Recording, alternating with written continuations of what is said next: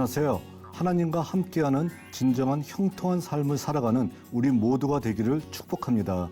쉽고도 정확하게 알차고 재미있게 하나님의 말씀을 가슴 깊이 새기는 시간, 소문난 성경교실의 오택현 교수입니다.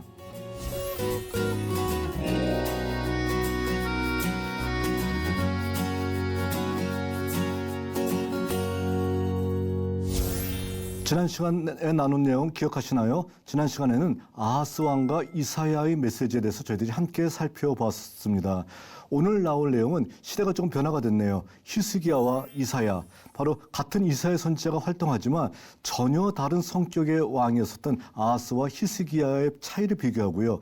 히스기야가 왜 멋진 왕, 훌륭한 왕이 되었는지를 오늘 설명해 드리도록 하겠습니다.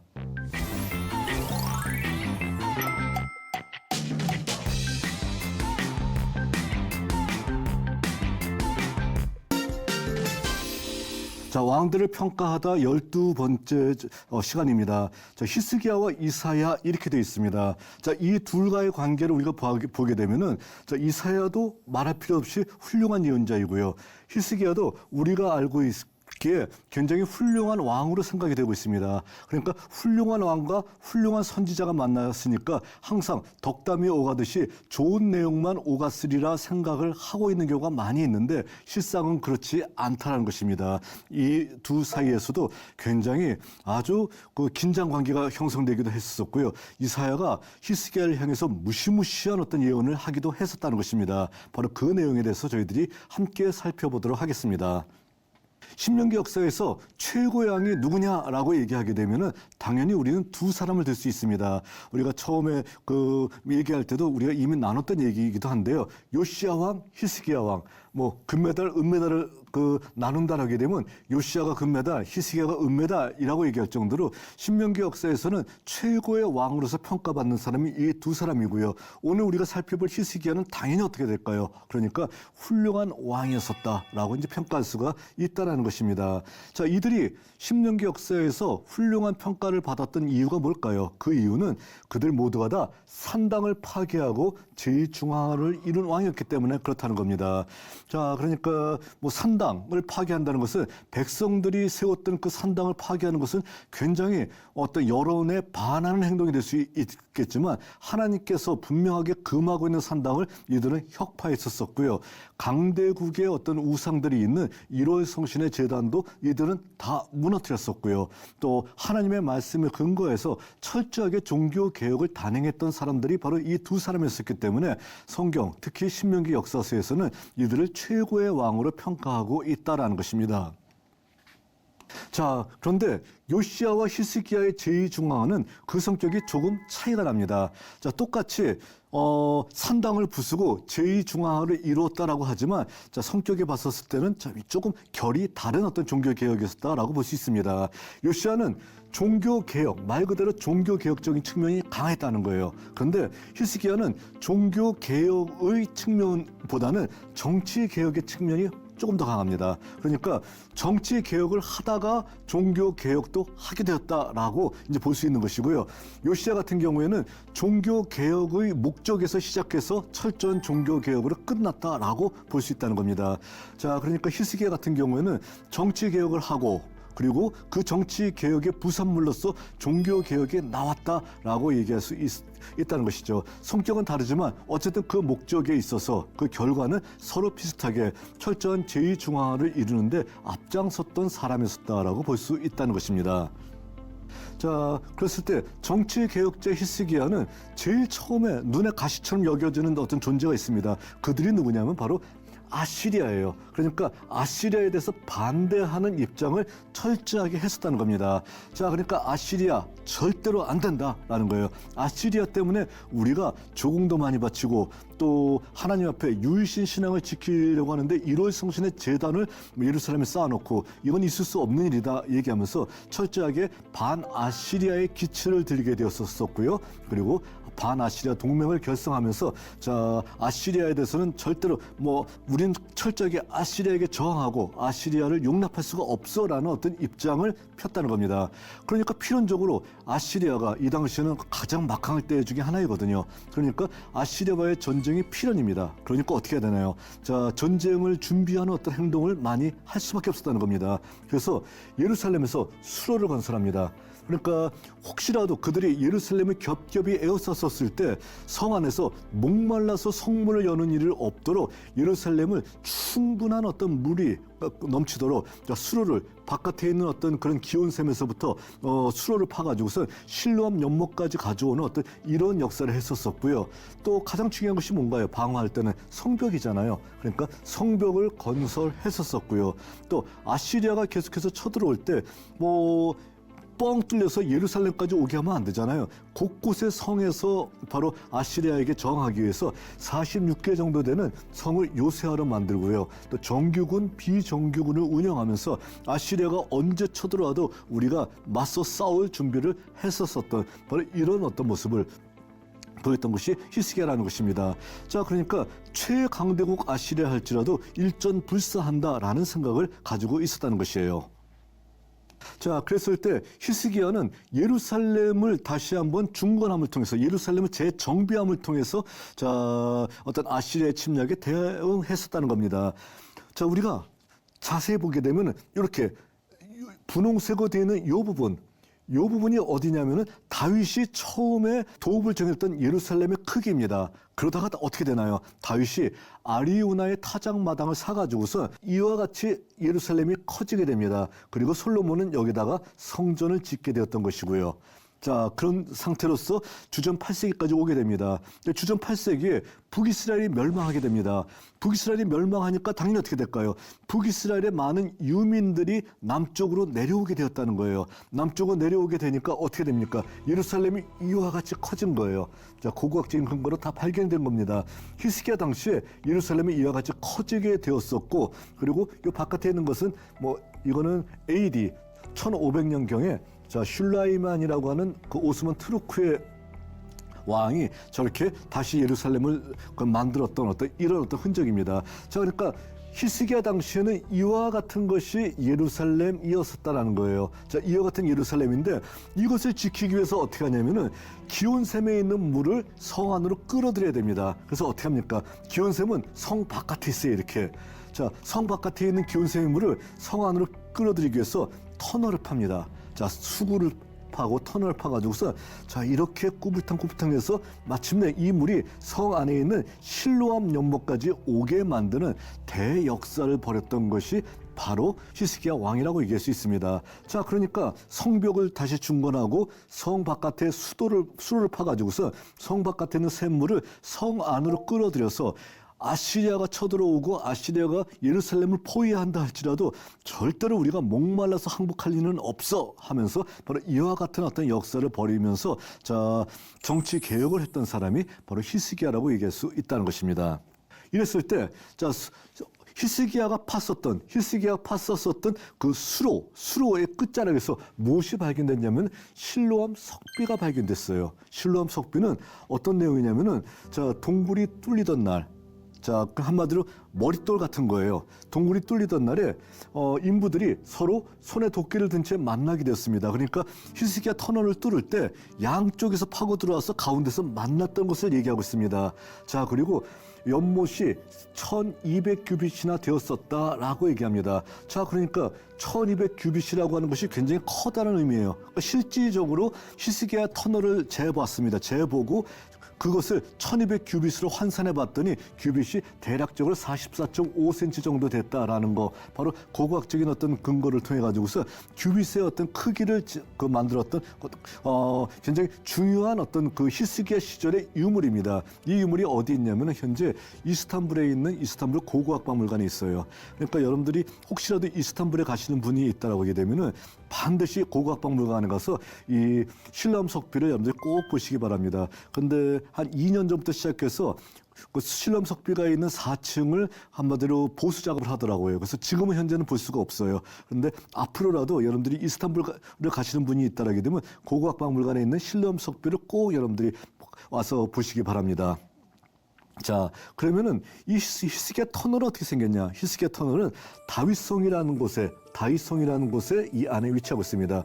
이스라엘 사람들은 이것이 호국의 장이에요. 그러니까 나라를 지키기 위해서 히스기야가 이렇게 활동했던 바로 그 역사가 나타나고 있잖아요. 그러니까 바로 여기 대략적으로 500m 정도 되는 이런 좁은 어떤 좁은 굴에 여기 물이 흘러가고 있어요. 그래서 물이 깊은 데는 제 키로 하게 되면은 허리춤까지 오고요. 얕은 데는 발목까지 오는데 여기 한번 들어갔다 오게 되면은 하여간 웬만한 사람들은 다 바지는 다 젖어서 나오게 됩니다. 그러나 여기를 대략적으로 시꺼먼 어떤 터널을 500m 정도를 걸어서 나오게 되면은 한마디로 얘기해서 히스기야가 이것 뚫을 때 굉장히 고생했겠구나. 또 이렇게 해서 기온샘에 있는 물을 성 안으로 끌어들였었구나라는 바로 이런 모습을 우리가 볼 수 있다라는 것입니다. 자, 이런 히스기야 터널, 예루살렘에 가게 되면 마찬가지로 꼭 여러분들이 히스기야 터널에 발 담그고 여기를 직접 걸어보게 된다라고 하게 되면은 성서의 역사를 우리가 실증할 수 있는 그런 좋은 기회가 될 수 있다라는 것입니다.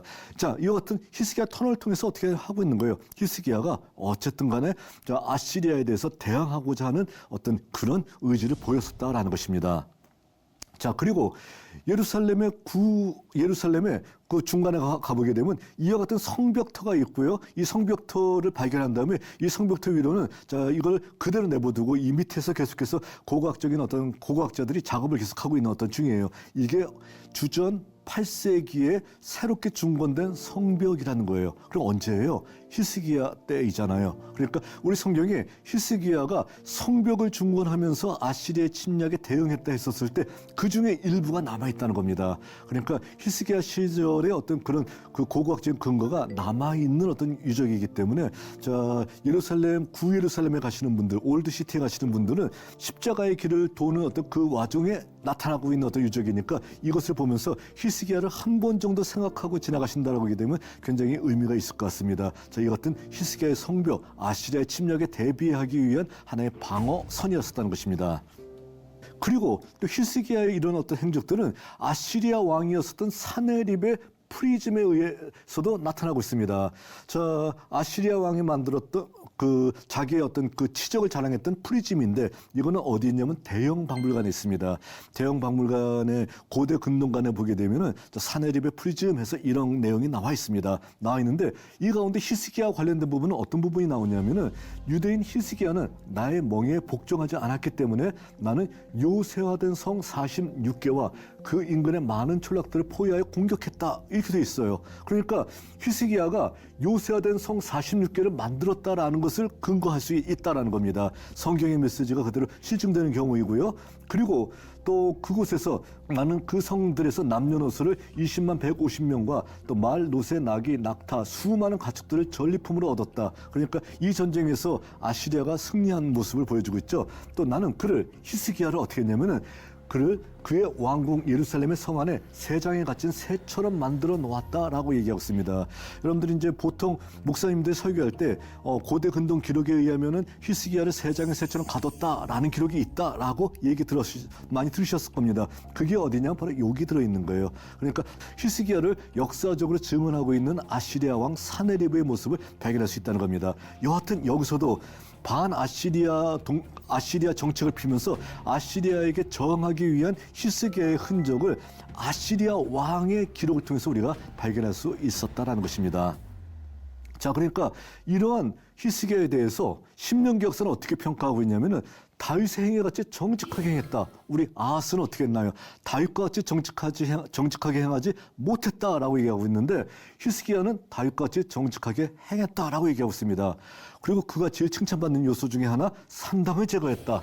자, 산당 제거하는 거 정말 힘들어요. 그런데 산당을 다 제거했습니다. 내 인기 같은 거 필요 없어. 나는 하나님 명령 들을 거야. 얘기하면서 산당을 제거했던 히스기야의 모습은 정말 위대한 어떤 왕의 모습을 보여주고 있다고 할 수 있습니다.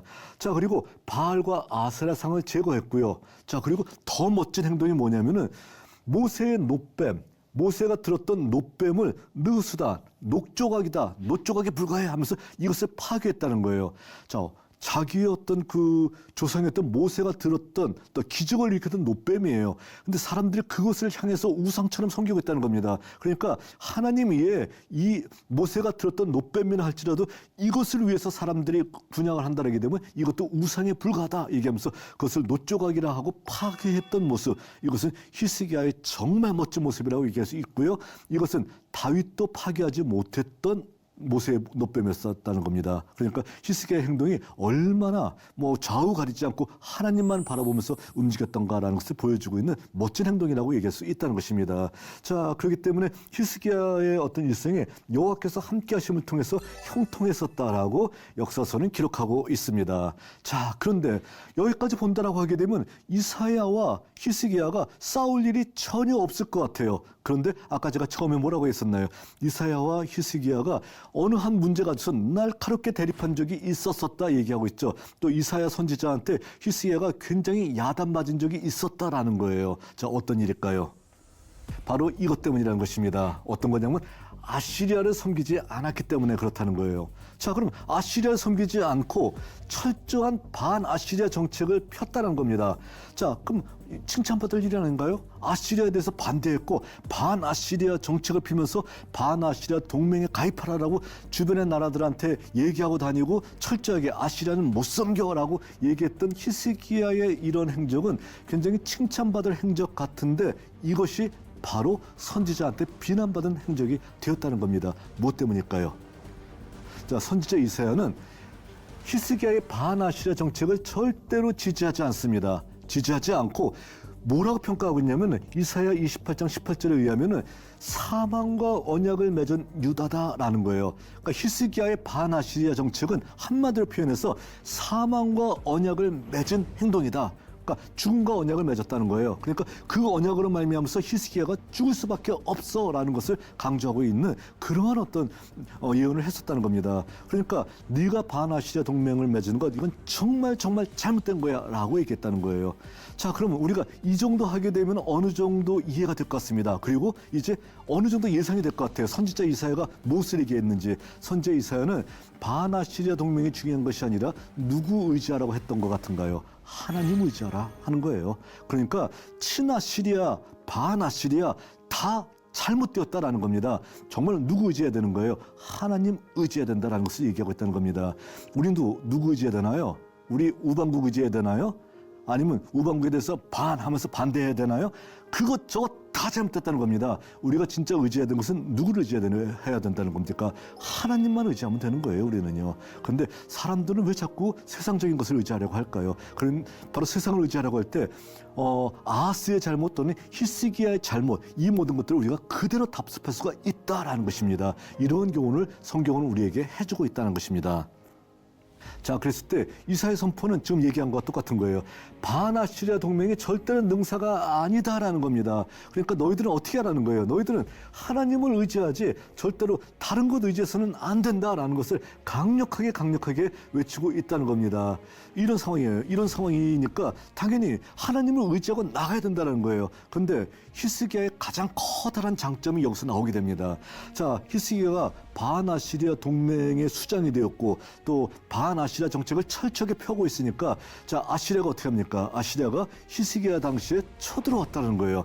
쳐들어왔었고 자, 예루살렘을 겹겹이 에워싸임 당하면서 히스기야가 굉장히 어려운 지경에 빠질 수밖에 없었다라는 것입니다. 자, 이런 상황 속에서 히스기야는 바로 선지자 이사야의 말을 들었다는 겁니다. 선지자 이사야의 말을 듣고 어떻게 했습니까? 하나님, 제가 잘못했습니다. 얘기하면서 자, 아시리아 침략을 받고 여호와 하나님 앞에 구했다는 겁니다.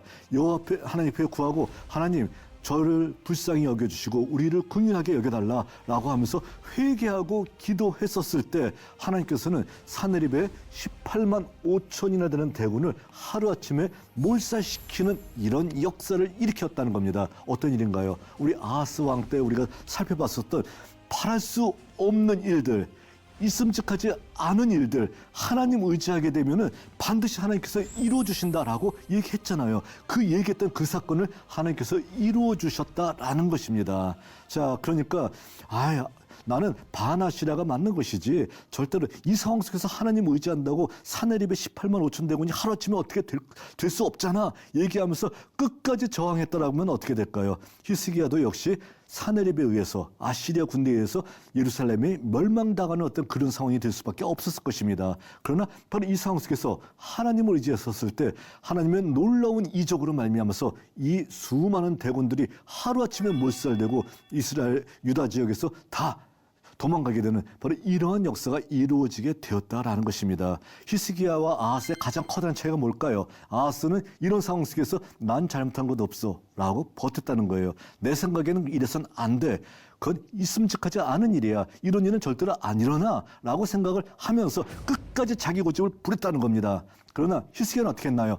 무릎 꿇었어요. 하나님, 제가 잘못했습니다. 하나님이 우리에게 우리를 긍휼하게 여겨달라라고 하나님 앞에 구했을 때 이런 놀라운 기적의 역사가 일어나게 되었다라는 겁니다. 자, 이것이에요, 바로. 그러니까 히스기야와 아하스의 가장 커다란 차이입니다. 오늘 우리들 주변에서도 하나님 앞에 칭찬받는 사람과 하나님 앞에 정말 책망받는 사람의 가장 커다란 차이가 뭘까요? 사람인지라 다 잘못할 수 있어요. 그런데 히스기야 같이 무릎 꿇고 회개했느냐, 그렇지 않았느냐, 그 차이가 가장 커다란 차이로 나타날 수밖에 없다는 것을 오늘 우리들에게 보여주고 있다는 겁니다. 자, 히스기야는 이사야 메시지 외에도 또 회개한 경우가 있었어요. 자, 어떤 경우냐면요. 바로 이 경우예요. 자, 히스기야가 다스리고 있었을 때 선지자 미가가 선포를 했습니다. 자, 미가가 선포를 했었는데 미가 선지자는 히스기야 왕 때 메시지를 외쳤었는데 그 당시에 탐관 오리들 때문에 백성들이 수탈당하고 있다는 거예요.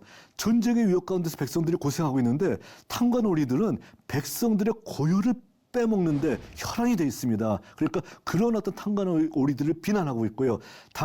히스기야 당시에 제사장들이 어떻게 하냐면은 한마디로 얘기해서 뇌물을 안겨주면은 헛된 것에 예언하면서 제사를 드리고 있고요. 또 선지자들도 입에 무엇을 물려주게 되면은 거짓 예언을 일삼고 있는 이런 상황들이 끊임없이 벌어지고 있는 이러한 현실을 개탄하면서 선지자 미가가 어떻게 외쳤냐면은 히스기야 왕 당시에 이러므로 너희로 말미암아 시온은 갈아엎은 밭이 되고 예루살렘은 무더기가 되고 성전에 사는 수풀의 높은 것 같이 되리라. 그러니까 뭘 얘기하는 겁니까? 성전이 쑥밭이 되어버릴 것이다.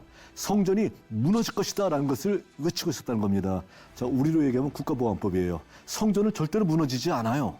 그리고 다윗 왕조는 절대로 없어지지 않습니다 라는 것이 사무엘하 7장에 나타나고 있는 바로 다윗 언약의 일부예요. 그런데 성전이 무너질 것이다 라고 외치고 있으니까 어떻게 됐을까요? 이후에 미가가 당연히 법을 어겼으면은 이렇게 국가의 근간을 흔드는 어떤 이런 예언을 했었으면 어떻게 될까요? 잡혀갔죠, 당연히. 잡혀가서 굉장히 고초를 겪던지 죽임당했을 것 같습니다. 당시의 왕은 히스기야였습니다. 근데 이 당시의 역사에는 이런 것이 기록이 되어 있지 않는데 훗날 100년 뒤에 예언자였었던 예레미야서에 의하면은 이 당시의 사실이 기록되어 있습니다.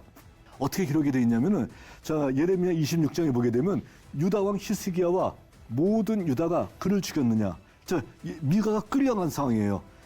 한마디로 해서 성전이 쑥밭된다라고 해서 끌려간 상황입니다. 그랬을 때 어떻게 했냐면은 히스기야가 여호와를 두려워하여 여호와께 간구하며 여호와께서 그들에게 선언한 재앙에 대해서 뜻을 돌이키시지 아니하였느냐라고 되어 있습니다. 그러니까 우리가 이같이 하면 우리의 생명을 스스로 심히 해롭게 하는 것이다. 그러니까 결론의 얘기가 뭐냐면은 예레미야도 똑같은 예언을 해서 예레미야도 끌려갔어요. 그래서 여호야김 앞에 끌려가고 죽기 직전의 상황입니다. 그때 변호인들이 얘기했던 것이 뭐냐면은 100년 전에 너희 조상 히스기야는 똑같은 상황 속에서 미가를 살렸고 자기가 회개했다.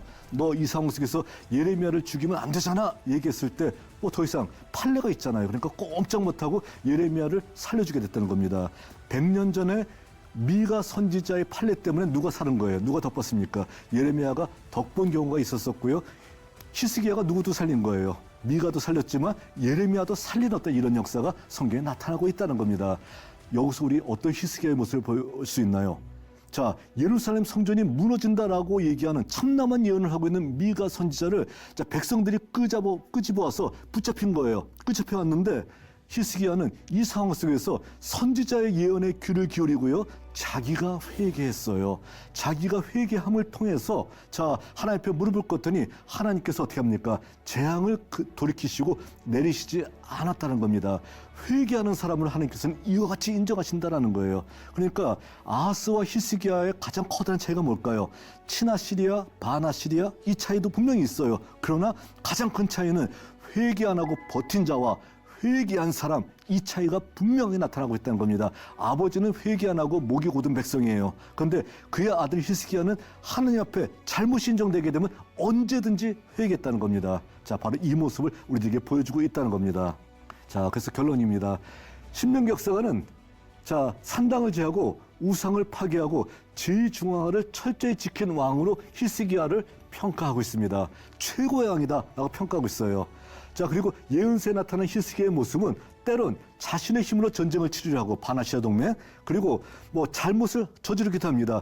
선지자 미가가 뭐 올고진 소리 했다고 그를 붙잡아다가 뭐 자망대로 죽이려고도 했었잖아요. 자, 그랬는데 그 모든 것들의 잘못을 깨닫게 한다라고 하게 되면 어떻게 됩니까? 철저한 회개로서 하나님의 긍휼하심을 받은 왕이다라는 사실입니다. 이것이 가장 커다란 차이라는 것입니다.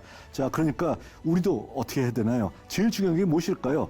우리가 정말 하나님 앞에 올곧게 살기 위해서 노력하는 거 중요합니다. 그러나 내 잘못을 깨달았을 때 무릎 꿇고 회개하는 모습, 히스기야 같이 회개하는 모습을 보인다라고 하게 되면 아하스에 대한 평가와 히스기야에 대한 평가가 천지 차이로 나타나듯이 하나님 앞에서는 우리들의 평가가 바로 회개한 내 모습과 회개하지 않은 내 모습이 서로 상반된다라고 하게 되면 천지 차이로 나타날 수밖에 없다는 사실을 우리가 분명히 기억해야 된다는 것입니다.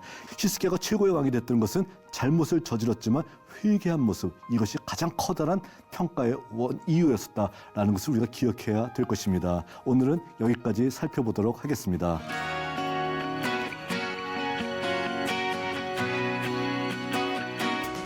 여러분, 유익한 시간이 되셨나요? 오늘 수업은 유튜브를 통해 다시 보실 수 있습니다. 언제나 말씀의 다스림을 받는 여러분들이 되시기를 바랍니다. 다음 시간에는 남유다의 가장 악한 왕입니다. 므낫세와 우상 숭배 회개라는 제목으로 말씀을 나누고자 합니다. 오늘도 승리하는 하루가 되시길 바랍니다. 다음 시간에 뵙겠습니다. 감사합니다.